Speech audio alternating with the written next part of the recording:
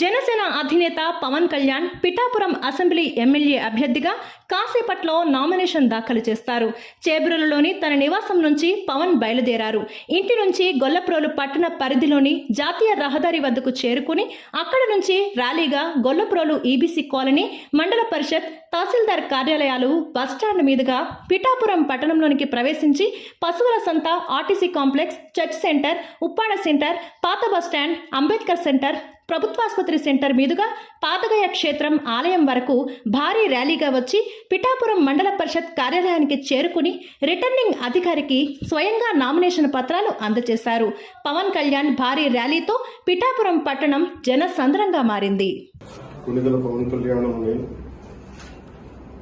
37 పిఠాపురం శాసనసభ నియోజకవర్గం సీటుపై నామినేట్ చేయబడి ఉన్నాం. భగవంతుని మీద ప్రమాణం చేసి నిష్ఠాపూర్వకంగా ప్రమాణం చేస్తున్నాం. చట్టం నిర్దేశించిన విధంగానే భారత రాజ్యాంగం పట్ల పూర్తి విశ్వాసాన్ని కలిగి ఉంటానని, దాని సమైక్యత, సార్వభౌమత్వాన్ని కాపాడాలని ప్రమాణం చేస్తున్నాం.